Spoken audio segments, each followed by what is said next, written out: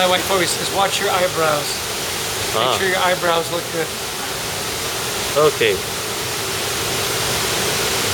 Welcome to the National Critics' Choice Online News, and I'm Robin Stienberg. Today, I have Mr. Chester Elton, a New York Times bestseller author, with me on the show. And he has his new book called All In, and that's right. And please, Mr. Chester, tell us more about your book and how were you inspired to create this new book right now? Yeah, well, first off, thank you for having me on your show. It's a delight. Every time I come to Singapore, I meet interesting and fascinating people, and you're no exception. I write with my co-author, Adrian Gostick, and we started writing about workplaces around reward and recognition. How to engage and motivate your employees. And so we wrote a whole series of carrot books. We had Managing with Carrots and A Carrot a Day and the 24-Carrot Manager and on. As our work progressed, we talked to companies and said, what else do you need to become really world-class? To become the best of the best, as you write about. And our next foray was into teamwork. We wrote a wonderful book called The Orange Revolution, also a New York Times bestseller. And it was interesting, Robin, because every time we'd have a conversation with a great business, they'd say, yes, reward and recognition is important, and I believe it is. I think it's kind of the secret sauce.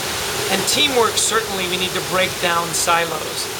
But if we don't get the culture right, then nothing else matters. And so, the subtitle of the book is How the Best Managers Create a Culture of Belief and deliver big results and drive big results. So it always came back to how do you create the right culture for your brand, for your business? And that's what inspired us to write All In. The other thing, and you and I talked about this just briefly before the interview, is we really are passionate about the fact that everyone deserves a great place to work. Not just a good place, but a great place to work. And certainly culture plays into all of that. Does that make sense? Yeah, it sure does make sense. And say at Hyatt TV series, what did you do before you wrote your first book? The Carrot Principle that you talk about. I mean, what was your turning point in your life? Well, a great question. I grew up in sales. My family grew up in broadcasting. I'm actually Canadian. I grew up in Vancouver, Canada. And my father ran radio stations, so we were all in media. I sold media time in Detroit and in New York. I moved to the States, fell in love with a wonderful American girl. Enough said. I was working for a company that was a reward and recognition company. So if you had a 5-year or 10-year anniversary, we supplied the awards. And at the time, there was a wonderful leader there named Kent Murdoch. And I was in sales. So I had a sales region in New Jersey, just outside New York City. And I wanted our company to be the thought leaders. And thought leaders publish. So in 2001, we published our first book called Managing with Carrots. And it was case studies of a lot of the clients that I had worked with, a lot of pharmaceutical companies, on how they used reward and recognition to engage their employees. And that led to that whole series of books. In fact, All In is now our 6th New York Times bestseller in a row. So we've developed quite a nice following on how to build these great places to work. So I never wanted to be an author, but when I gave the idea to our CEO, he said, I love that idea. Write the book. I said, because thought leaders publish, right? They publish books. And he said, I love that idea. Write the book. And I said, Kent, I'm not a writer. I'm a salesman. And he said, you're a smart guy. Figure it out. Isn't that a great answer? Isn't that a great leader? Yeah. About a year later, he hired Adrian Gostick as a director of communications. And Adrian is the writer. And he said, Adrian's a great writer. You've got great experience. Team up. You guys will write great books. And he was right. Yeah. And speaking about being right, what are the trends and observations that you see today in human resource marketing, the employee mentality? What do you think the truth resonate, in the marketplace? Some of the big changes, you mean? Yes. Yeah. Well, you've got 3 generations in the workplace right now, and that's a really interesting dynamic. You've got old school, you've got new school, and then you've got new school, right? I find one of the biggest trends is transparency. This over communication. Old school was kind of no news is good news. I'll tell you if you need to know, and you just are never going to need to know, Robin, right? To now that people need to know not just what you do and how you do it. They need to know why. Why are we doing what we do? Give me the numbers, give me the strategy, give me a roadmap, and keep me informed all along the way. So I think the information explosion has really changed business more than anything. How do we communicate? You've got blogs, you've got Twitter, you've got Facebook, you've got LinkedIn, over and above all the things you do at work. So people want the information, but again, I think the biggest difference is supply the why. Give people a noble cause, and they'll do much more for you than a simple paycheck. So folks, that's what it's all about. Please get a book All In by Chester Elton. And another question, Mr. Elton, is that what's your philosophy of the role of managers, marketers, and employees? And what does success mean to you? Success for me has always got to be on the bottom line. You've got to be a business that stays in business. If you've got a great noble cause, but you don't know how to monetize that, it doesn't matter. To me, success is creating great jobs around a noble cause that people can get behind. And by the way, it doesn't have to be feed the world. For example, one of my favorite stories in All In is the Hard Rock Cafe.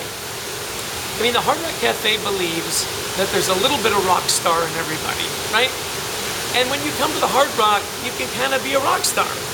And they recruit people that want to be rock stars. We have a great story of a dishwasher in Amsterdam that we use in some of our speeches. And he's been a dishwasher for 3 years. But when he washes the dishes, he's a rock star. See, that to me is success. Not only because he's found a great job and he's found his culture that supports him, but over the last 5 years, the Hard Rock Cafe has grown 15% every year. If you get the right people doing the right things for the right reasons, commerce always follows, money always follows. What do you think? Does that ring true with you? I feel it does. For All In, and please, could you explain to us how could or can employees and managers overcome territorial syndromes at workplaces and marketplace? And can they make friends and less enemies, or let's say be less agitated and less unnerving? That's a mouthful right there, Robert. To me, we developed a roadmap with All In about how you engage people, but then you enable them and you energize them. And I think one of the things that breaks down a lot of those barriers that you talked about is how do you energize people? We've got 7 steps in the roadmap. Step 6 is one of my favorites, and it's we root for each other. I think if you create a culture where my success is your success, and your success is my success, we have less barriers, we have less silos, we have less territorialism, because everybody's engaged in getting the job done and having success. If you create this culture of recognition and appreciation, we root for each other, I think that's the key. Now, here's where you think it's easy, but it's not. I think it's hard. Is you have to ask yourself the tough questions. Who am I rooting for and why? Your top people, right? But secondly, the tough question is, who am I not rooting for and why?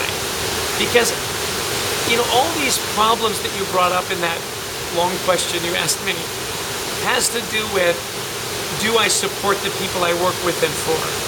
And I don't think anything shows support better than reward and recognition. I compliment you, you compliment me. We celebrate together. We set clear and concise goals. We hit those goals and we celebrate. That to me is the key. Are you cheering for each other or not? Answer those questions. And speaking about keys, what will be your life lessons learned that you could impart for those who wish to follow your footsteps? Because many of my fans ask me, they like to be a successful author, speaker, and motivator, like you. Sure. Could you give some maybe 3 key life lessons? Sure. Well, thank you for complimenting me that I'm a successful author and speaker and motivator. I appreciate that. I think first and foremost, don't try to do it by yourself. Surround yourself with great people. I never would have been able to write these books without my co-author, Adrian Gostick. He's brilliant. He's a writer. He can turn a phrase, and we collaborate really, really well together. But it wasn't just me and Adrian. You know, we brought in great trainers. We brought in a great speaker, a guy named Scott Christopher. And he taught us how to really engage audiences. Scott Christopher's background was in entertainment. He's actually a stand-up comedian. And he helped us with how do you use a lot of multimedia? How do you tell a story and get people to laugh and cry and remember? So first off, don't try to do it by yourself. Secondly, I would say the life lessons you learned when you were a little kid growing up are the same life lessons you teach in business. Remember to say thank you. Leave the place a little better than you found it. You know, look for the good in people. Be more complimentary than critical. Those kinds of things. The more and more I look at it, the lessons in great leadership were the lessons your mom and dad taught you, or your grandma and grandpa, whoever it was that raised you. So look to your personal experiences. And then the third thing is never stop learning. And what I mean by that is read great books. If you want to be a good writer, read great books. If you want to be a good speaker, go listen to great speakers and ask them for help. This idea of mentors. Surround yourself with people that are way smarter than you are. You know, Adrian and I always laugh that if we're in a room and we're the smartest guys in the room, it's time to find another room. You know? So those would be three pieces of advice I would give. You know, don't do it by yourself. Look at your life lessons and find some great mentors, people that you can look up to and emulate. Well, Mr. Chester Elton, thank you for joining us at the National Critics' Choice and say that Hyatt Online News. And folks, please don't forget to look out for Mr. Chester Elton's new book, All In, here at the National Critics' Choice. That's right, and don't forget to go to our website, thecultureworks.com. We named our company The Culture Works because we think when your culture works, everything else works a little better. Hey, thanks for the interview. I appreciate you asking me.